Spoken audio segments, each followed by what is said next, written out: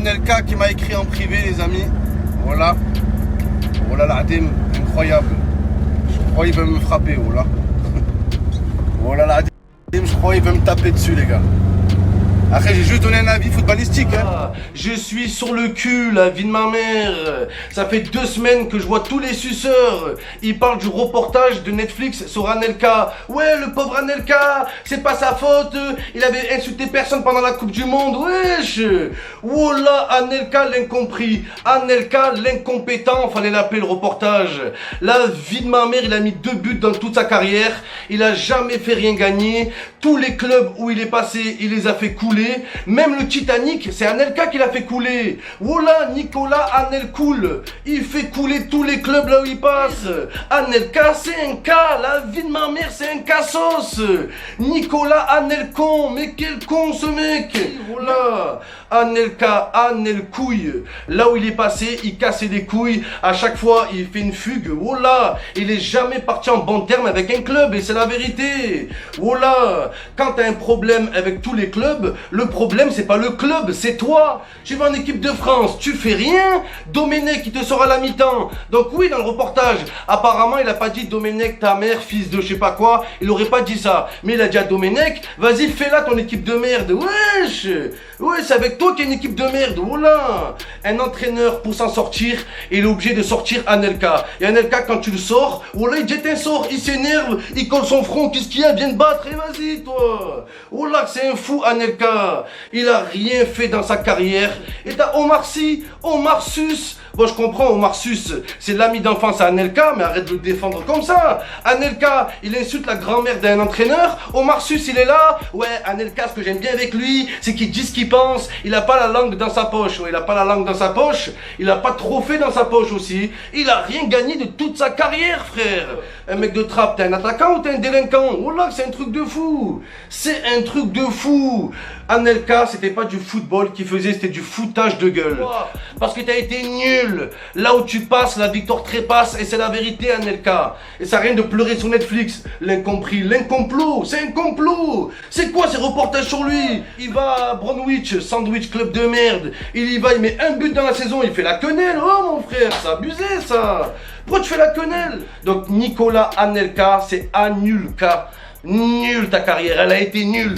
Voilà, rien de mal. Rien de personnel. Je sais pas pourquoi il prend mal comme ça, voilà. Donc je viens de me faire insulter de gros porc. Voilà, au moins vous savez tout. Voilà, Anelka m'a insulté de gros porc. Alors que j'ai fait aucune attaque sur son physique. Hein. Alors que j'aurais pu. Avec sa grosse tête de pistache là. Pourquoi il me traite de gros porc? Je comprends pas. Et il m'a aussi menacé. Je suis sur le cul les amis. Voilà.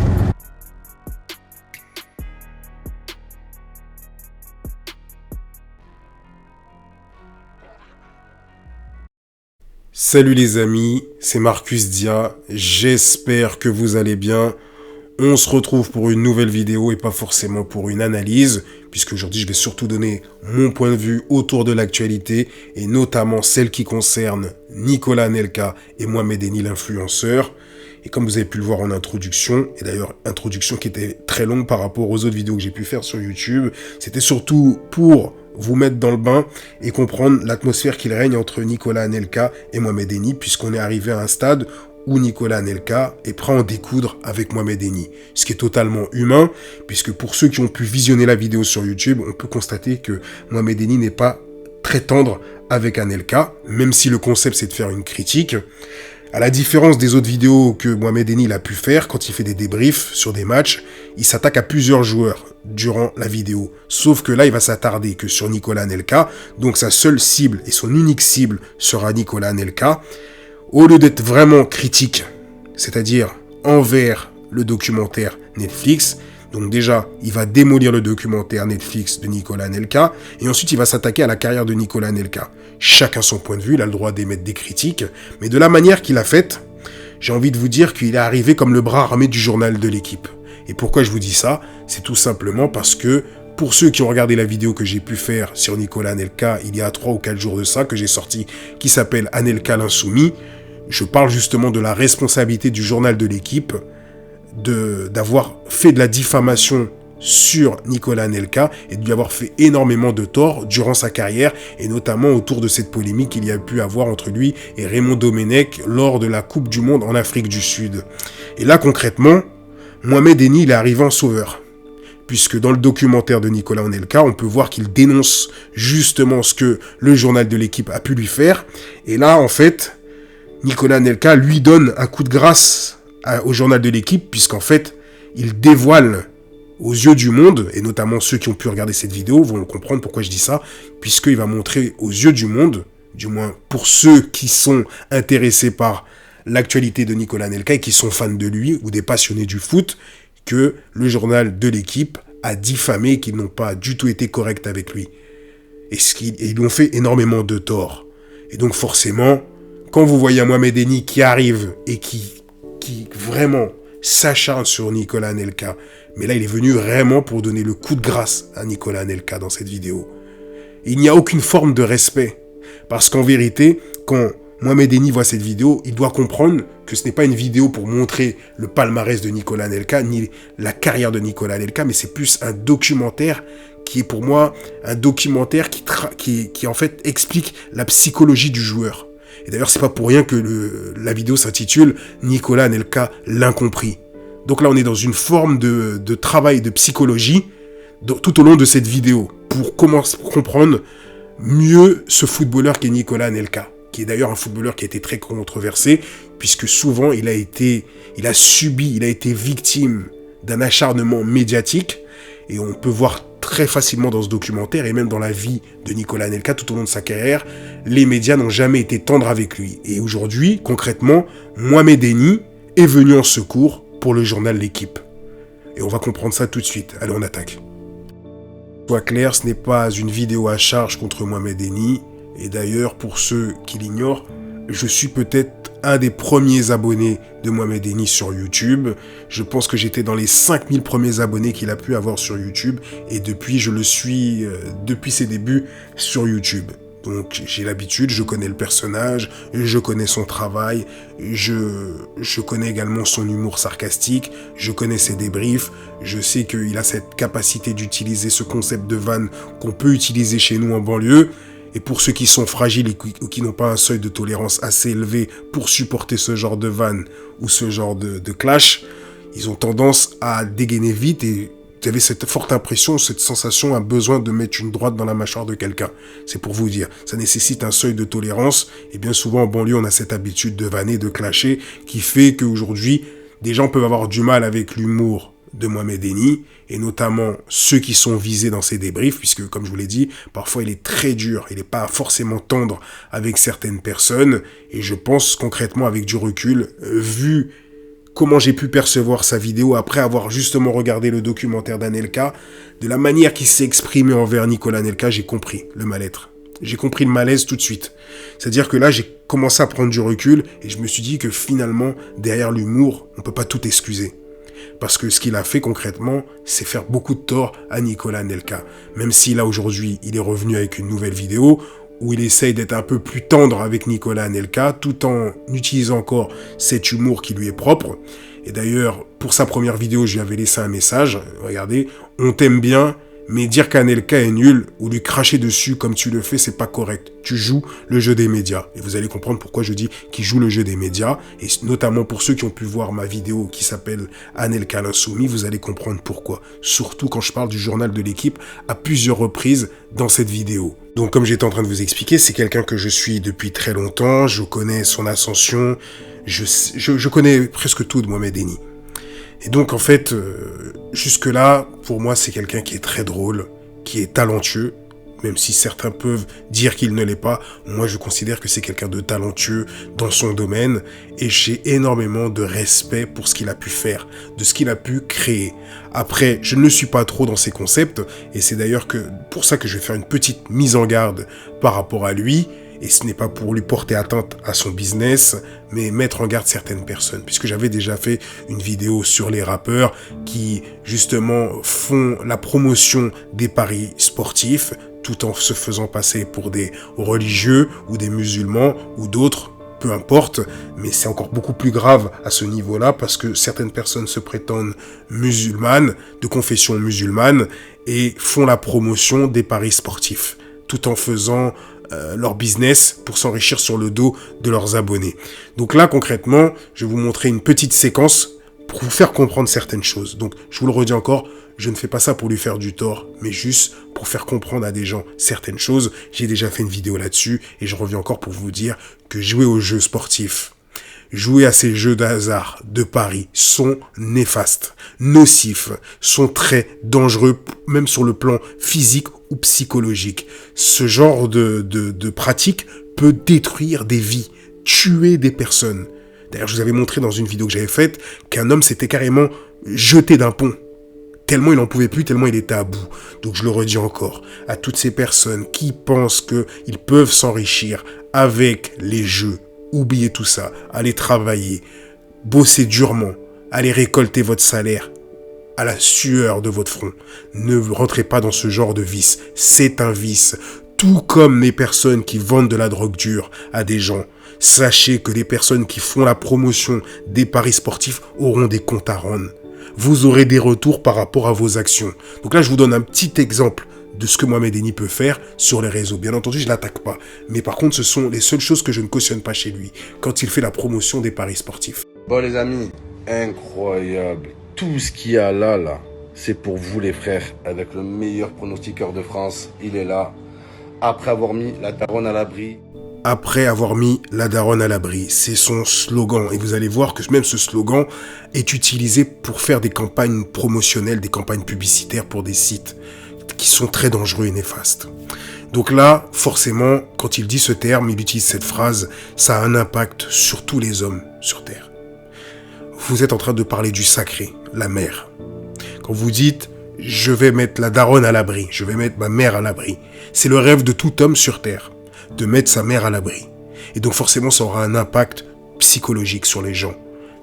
Après avoir mis mon daron à l'abri, mon chien à l'abri, aujourd'hui, mais ses abonnés à l'abri, les amis, tout ça, c'est pour vous les frères. La vie de ma mère, je vais faire gagner des gens. Les amis, la gros concours de logiciels bêtes, les frères, vous l'envoyez tous en privé sur Snap, Arkena.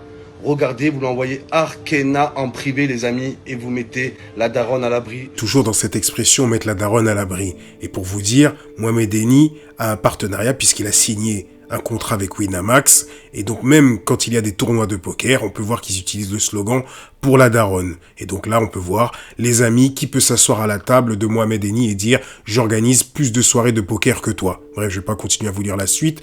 D'ailleurs, pour ceux qui n'ont pas encore compris que les jeux sont très dangereux, ces sites en ligne vous expliquent que commencer à jouer au jeu peut avoir des conséquences néfastes. Donc regardez, je vais vous mettre encore un petit passage, une mention que les gens n'aiment pas lire forcément. C'est tout comme les mentions quand on vous dit qu'il ne faut pas consommer de l'alcool ou dépasser plusieurs verres d'alcool puisque ça peut être néfaste pour votre vie. Donc là, regardez. Jouer comporte des risques, endettement, isolement, dépendance. Je vais relire. Endettement. Donc, qui dit endetté, vous êtes mort financièrement. Isolement, livré à vous-même, donc vous n'avez plus personne autour de vous. Dépendance, comme de la drogue. Une fois que ces trois éléments sont liés, vous pouvez être sûr que vous vous dirigez vers une mort psychologique ou physique. Et d'ailleurs, vous avez ce petit numéro en bas pour être aidé. Donc, pourquoi il y aurait ce message pour être aidé? Si réellement, comme disent ces influenceurs, vous venez pour mettre la daronne à l'abri, quelque chose qui consiste à aider les autres, à les aider financièrement, il n'y aurait pas ce numéro en bas. Les gens qui gagnent au jeu représentent un pourcentage infime. Et bien souvent, les influenceurs qui vous font la promotion de ces jeux oublient de vous dire qu'ils sont sponsorisés, qu'ils ne sortent aucune monnaie, aucun argent de leur poche pour pouvoir jouer à ces jeux et faire la promotion. L'argent, c'est vous qui leur apportez quand vous allez faire des souscriptions à ces sites de paris en ligne. Et ils perçoivent également leur salaire pour être des influenceurs. N'oubliez jamais, le rôle des influenceurs, c'est de vous influencer. Et qui dans la vie de tous les jours, pour toute personne qui a un minimum de spiritualité ou une pratique religieuse ou qui croit en un créateur tout-puissant, qui a cette habitude d'influencer les gens. Donc voilà. Maintenant, on va revenir à cette histoire de l'équipe. Parce que quand je vous explique que soi-disant il est venu comme le bras armé du journal L'équipe, ou du groupe de l'équipe. Et vous allez comprendre pourquoi. Pour ceux qui ont pu suivre Mohamed Eni, vous avez pu voir son ascension et vous avez vu également qu'en plus de son, de son talent, qui lui a apporté beaucoup d'abonnés, de followers, l'équipe aussi a participé à ce succès du fait qu'ils ont souvent relayé ses vidéos, ce qui fait que ça lui a apporté encore plus de visibilité. Vous savez, ce média, l'équipe, qui a été dénoncé dans le documentaire Netflix de Nicolas Anelka pour propos diffamatoires, que moi-même j'ai dénoncé dans ma vidéo sur Anelka qui s'appelle Anelka l'insoumis, ou bien Domenech qui avait expliqué qu'au final, ce qui s'était passé pendant la Coupe du Monde en Afrique du Sud en 2010, les propos qu'on avait pu dire que Nicolas Anelka avait pu tenir étaient totalement diffamatoires. Et malheureusement, vu que ça a été démenti très tardivement, ça a fait énormément de tort à Anelka. Donc concrètement, j'ai envie de dire que finalement, Mohamed Eni, en faisant ce qu'il a pu faire, puisqu'on peut l'observer également, même sur des journaux de l'équipe, on peut voir qu'il y a des captures d'écran, des snaps de Mohamed Eni qui sont carrément publiés sur le journal de l'équipe. On peut voir également qu'il apparaît dans des émissions. J'ai envie de vous dire que finalement, le coup de pouce que l'équipe a pu lui apporter, concrètement, Mohamed Eni leur a tendu la perche. Concrètement, c'est ce que j'ai pu comprendre. Aujourd'hui, on peut reconnaître qu'il y a une forme de reconnaissance par rapport à ce que Mohamed Eni a fait. Attention, je ne dis pas que Mohamed Eni a été payé pour le faire ou qu'on lui a demandé de le faire. Je veux juste dire que c'est un juste retour de tout ce que l'équipe a pu faire pour lui. Croyez-moi, ce n'est pas négligeable d'avoir de la promotion de la part de l'équipe. Avec de l'autodérision en publiant une parodie qui m'a fait rire, réalisée par un supporter de l'OM. On regarde. En arrivant au Paris Saint-Germain, j'avais plein de rêves. Plein d'espoir. Je venais de l'OGC Nice. Je marquais plein de buts, je faisais plein de passes, j'étais toujours titulaire. Si ce n'était qu'une fois par hasard, on pourrait se dire, tiens, finalement, c'est une aubaine pour Mohamed Eni. Mais quand ça se reproduit à plusieurs reprises, où carrément le média va carrément faire la promotion de Mohamed Eni sur son site internet, et en plus, dans la foulée, carrément diffuser l'adresse de sa chaîne YouTube. Là, on peut se dire que finalement, ils doivent être assez satisfaits que Mohamed Eni ait taclé aussi durement Anelka. Encore à le préciser, je n'accuse aucunement Mohamed Eni d'être complice avec le journal L'équipe. Je dis juste que sa prestation dans sa vidéo et la manière qu'il s'est attaqué à Nicolas Anelka en le faisant passer pour un bon à rien, quelqu'un qui cherche les embrouilles, que soi-disant c'est un fouteur de merde, etc. En gros, il a donné gain de cause à des médias qui n'ont cessé de présenter cette image de Nicolas Anelka, alors que justement le documentaire de Anelka montre tout le contraire. Et pour ceux qui connaissent Anelka dans la vie de tous les jours, ils savent pertinemment que c'est quelqu'un de bon et de correct. Quelqu'un qui a un bon fond, il a un très bon fond.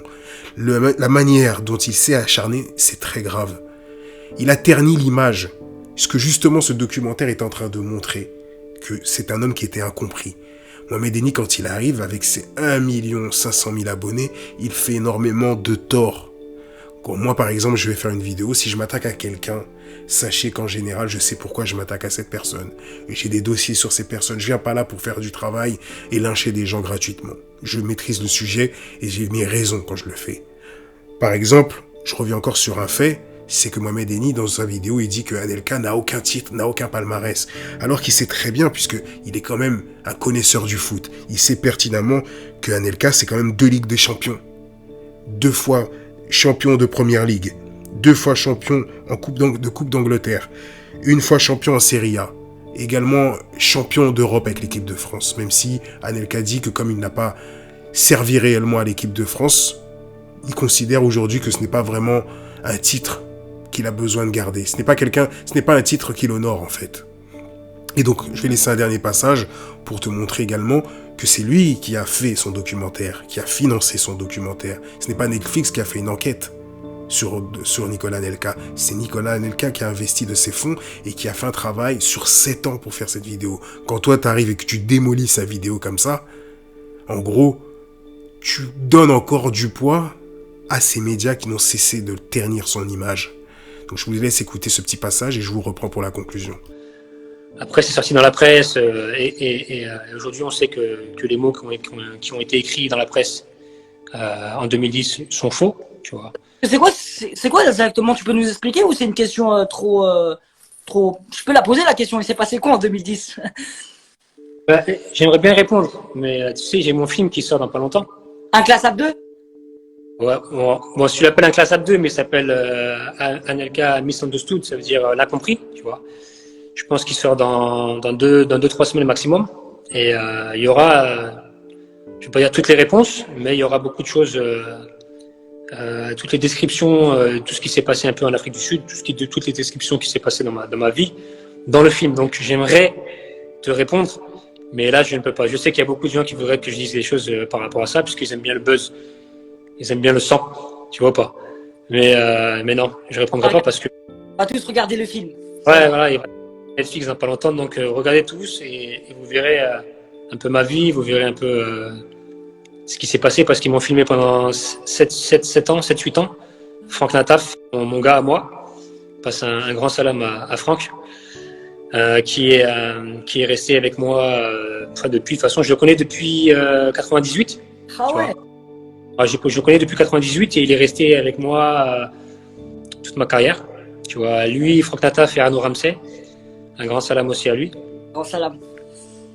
Et donc, il m'a filmé de 2013, je crois, jusqu'en 2019. Il n'y a pas tout, parce que je pense que pour faire un film sur moi, il aurait fallu je sais pas, 10 heures, tu vois. Ça serait au départ, on voulait faire une série. Moi, j'avais en tête de faire une série parce que pour moi, je vois haut, tu vois. On aurait pu faire une série. Et là, on est tombé sur des gens sur Netflix qui n'avaient pas cette vision-là. Donc, on va faire finalement 1h30. Mais on a du film pour pouvoir faire quelque chose d'autre après. Donc, sûrement qu'on fera quelque chose d'autre après parce que il y a des rushs qui restent. Il y a tellement de choses à développer que j'ai pas pu développer. Tu vois, il y a tellement de choses qui ont été coupées que j'ai pas pu dire. Donc je reste un peu sur ma faim par rapport à ça, mais je le ferai par la suite dès que le film sortira. Il y aura une suite.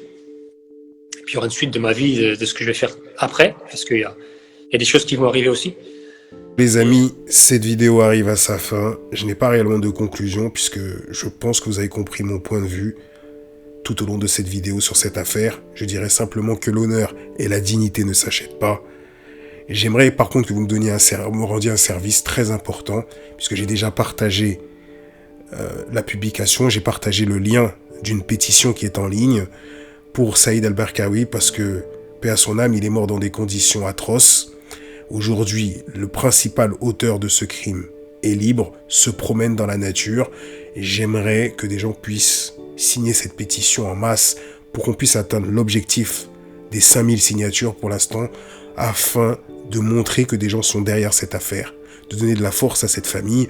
D'ailleurs, j'espère pouvoir revenir avec sa sœur pour qu'elle puisse vous expliquer ce qui est arrivé, parce que c'est un drame qui n'est pas aujourd'hui sanctionné correctement. J'espère que la justice va faire son travail. Donc je vais vous mettre le lien de la pétition en dessous. Et logiquement, vu le nombre de personnes qui devraient regarder cette vidéo, si on n'arrive pas à atteindre ces 5000 signatures, c'est qu'il y a un réel problème. Je l'avais déjà partagé sur Instagram.